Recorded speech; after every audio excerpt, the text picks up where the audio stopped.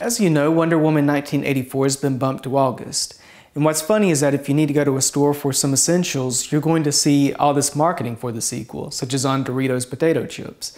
In other words, if you weren't already bummed about the delay, there's some Wonder Woman marketing to make you miss the movie even more. Of course, folks who are looking forward to the Black Widow movie are kind of in the same boat. I talked about that some in my last couple of videos, link in the description. Fortunately, the situation is a little better for Wonder Woman fans. For one thing, Wonder Woman 1984 is scheduled to come out sooner. We'll see if that August date sticks. But also, unlike Black Widow, Wonder Woman has already headlined her own movie, the 2017 one you can revisit. She's also starred in some animated movies and has a couple of exceptional fan films, one of which I consider to be a classic. Over the next couple of videos, I want to take a look at some of those other Wonder Woman projects, starting today with the 2009 animated movie. This movie was the fourth in the DC Universe animated original movies franchise. It was directed by Lauren Montgomery, who had worked on Superman Doomsday, and it featured a screenplay by Michael Jelenic, who had written for The Batman and Batman Brave and the Bold. I should also note Bruce Timm's involvement as a producer.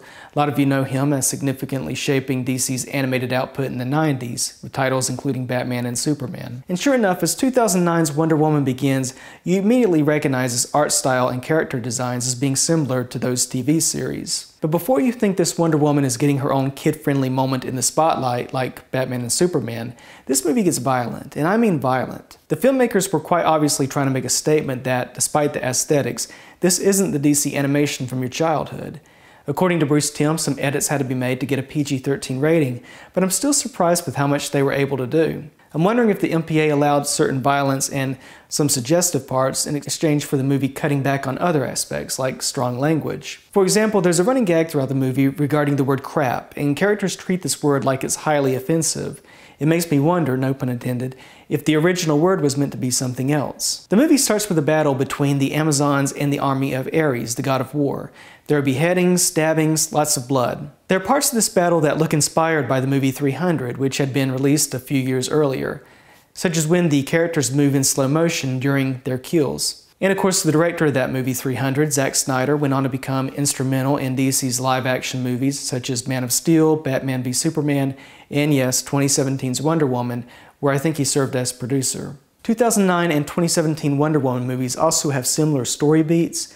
I think this is due to both of them taking inspiration from the graphic novel Wonder Woman, Gods and Mortals. From this point onward, I'm going to be sharing some mild spoilers. After Ares is imprisoned on Themyscira, American fighter pilot Steve Trevor is shot down, crash lands on the island. Steve is arrested, but Amazon law dictates that because he's not their enemy, he must be returned to his own country. Through a series of events, this task falls to the Amazonian princess, Diana.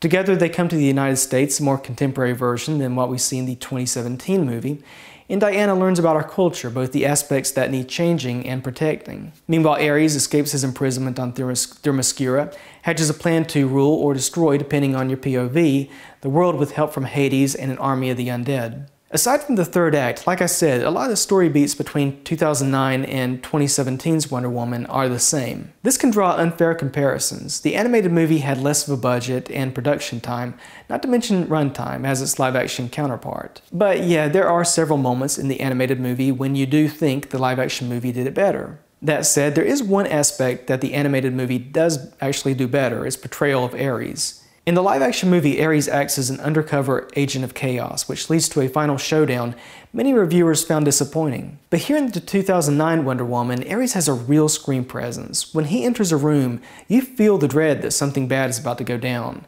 Here, he is the god of war, and you know it. Part of that comes down to Alfred Molina's excellent vocal performance. That said, Ares here also has layers, nothing too deep, but there's a surprising and somewhat haunting moment between him and Hades. Hades mistreats a particular servant with a connection to Ares, and you can see the pain on Ares' face. Ultimately, Ares is still just someone wanting everyone to go to war, but at least he has a little more depth here. The other characters fare less favorably compared to their 2017 live-action counterparts. Of course, Diana, Wonder Woman, remains noble and good. Kerry Russell does a fine job voicing her, but Steve... Let me put it this way. Diana delivers a lot of heavy-handed, if often true statements and speeches about our world.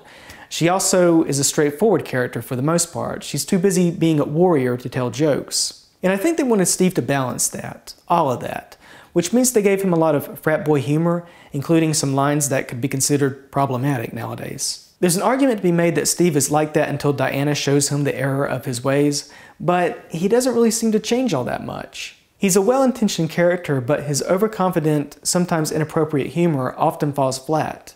Nathan Fillion tries to do as much as he can voicing the character, but his version of Steve Trevor is no Chris Pine. The rest of the cast is solid, with names including Oliver Platt, Virginia Madsen, and Rosario Dawson. In the third act, which I won't go into, it does contain some nice surprises. I actually prefer this film's final battle over that of the 2017 film. Really, the entire movie is quite good.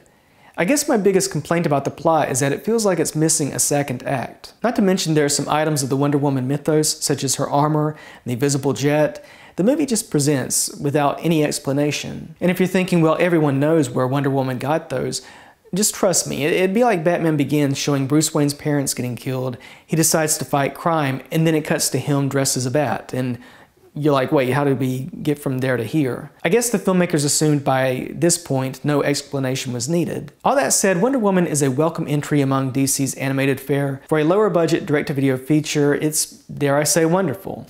And I give it 3 out of 4 stars. What did you think of the movie? Let me know in the comments below. If you like this review, please like and subscribe. Until next time, this has been Movies Please. Thanks for watching.